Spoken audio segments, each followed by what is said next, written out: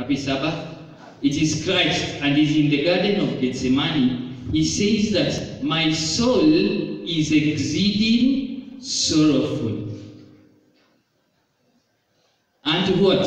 Unto death. I pray thee to watch and do what? To watch with me. So Christ is saying, my soul is exceeding sorrowful, even unto death. I pray that you watch with me.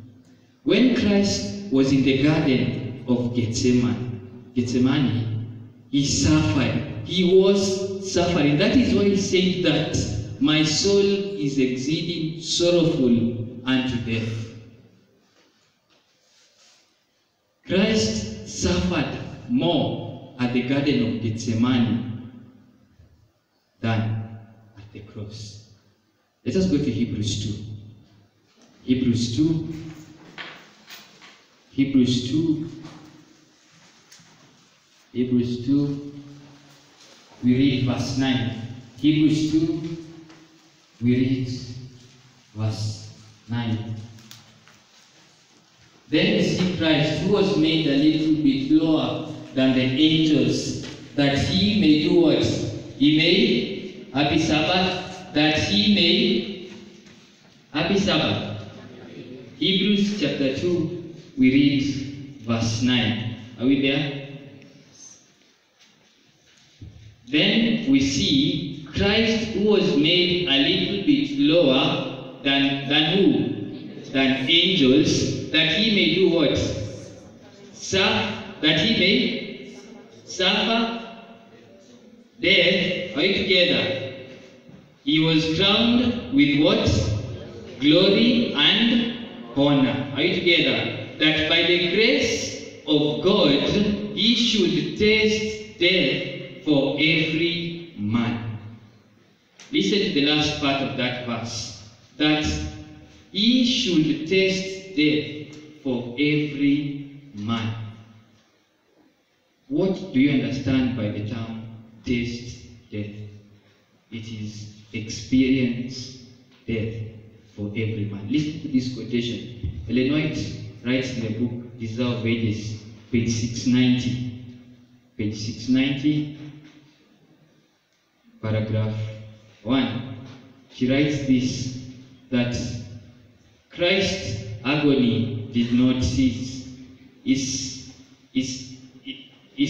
desperation and discouragement left him.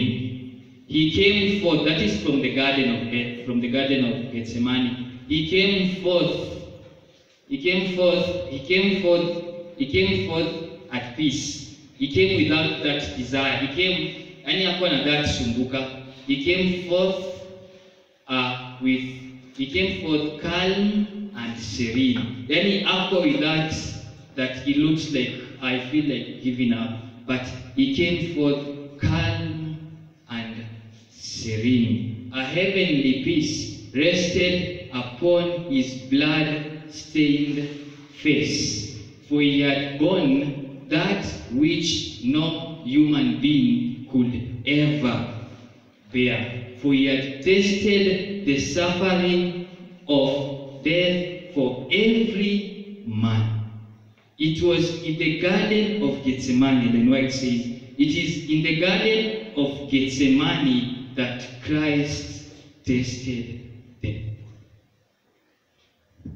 It was at the Garden of Gethsemane that Christ experienced the horrors of death. The Bible says the dead know nothing. That means Christ had to be alive to taste, to experience death. And as I said, that it was at the garden that Christ tasted death for every man. And I told you earlier that it was in the garden that Christ suffered more even than in the cross. I'll explain that in a minute. It was at the garden, and we are told, as I gave the quotation in Desire of Ages, page 693, paragraph 2, that the Father suffered with his who? With his son. When Christ was suffering at the garden, when Christ was experiencing death, God the Father was also experiencing death. In the Garden of Gethsemane, turn to the book of Luke chapter 22.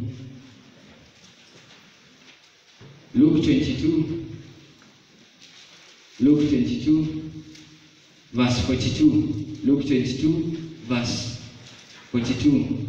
We are told that it was in the garden that Christ said the words in verse 42, that, Lord, remove this cup from me, not my will, but thy will be done what? Be done. So it was in the Garden of Gethsemane that Christ was telling the Father, God, please remove this cup from me. Not my will be done, but thine be done. At the cross, Christ said. At the Garden of Gethsemane, Christ said those words. At the cross, Christ said, John, behold Mary. John, behold Mary. And the woman, behold John as what? As thy son. At the cross, Christ said, forgive them, for they not know what they do. At the cross, Christ said, today I tell you, you will be with me in paradise. At the cross, everything Christ was catering for others. Mother, behold thy son. And he said to the woman, behold their mother. So it was at the cross, Christ was interested to others. But in the Garden of Gethsemane, the interest of Christ was in himself. Father, if thou be willing, remove this cup from me. Not my will, but thy be done. At the Garden of Gethsemane, it was himself. At the cross, he was taking care of others. The interest of others was his. But in the Garden of Gethsemane, the interest was in himself. Happy Sabbath. For God so loved the world that he gave his only begotten Son. God gave his Son as a means of giving himself. Let me again repeat it. What Christ felt, remember the equation. What Christ feels. Finish my thoughts. Happy Sabbath. What Christ feels, the Father feels it. That is why the verse says, for God so loved the world that he gave his only begotten Son. It is by giving the Son that God the Father could give himself. He could give himself to us, our subject, and everlasting love. Read the book of Hebrews chapter 2. Hebrews 2 verse 4. It says, Hebrews 2 verse 4.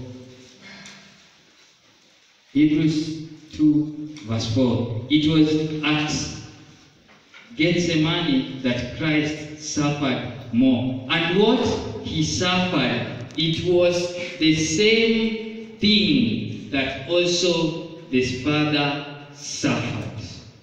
Hebrews 2 verse 4. How shall we escape if we neglect so great salvation? Friends, brothers and sisters, God the Father gave himself through Christ. Greater love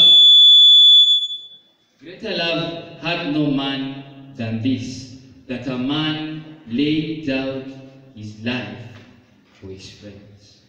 Some verse 14 it says, "Hear my friend, if you do what I command thee." If we are the friend to Jesus, we are also a friend to who? To the Father. If we hate Jesus, we hate who? We hate the Father. If we hate Christ, if we hate the Son, we also hate who? The Father. As we said, as Paul was persecuting the believers, it affected Christ. And as it affected Christ, it also affected the Father. Because what happens on this side, it is the same thing that happens on the other side of the equation. Now listen to them. Listen to the amazing parts. Christ tasted death, and later he died. Happy Sabbath. Christ tasted death for everybody, and later he went to the cross and did what? And died. Now what I'll say will shock you. As Christ died, many people as they die, it is a relief from suffering. Okay? So as Christ died and as he was suffering, Christ had relief from his suffering. But the Father never died, because divine will never die. So Christ died and had relief for how many days? For 3 days. But the Father still suffered, and still is suffering now because of the existence of sin. What love does the Father have? An everlasting love. Let me explain that. Let us go to Luke. I'm almost coming to the end of the message. Luke. Let's first go to Mark.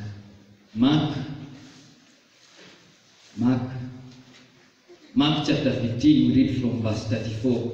Mark 15, we read from verse 34. At the ninth hour, Jesus cried with a loud voice, saying, "Eloi, Eloi, lama sabachthani," which is being interpreted, my God, why hast thou forsaken me?"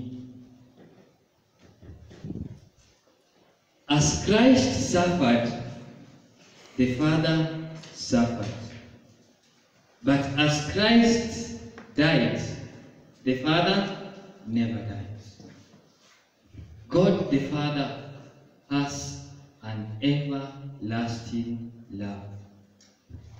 God had to forsake the Son so that he will not forsake the world. Listen to the verse.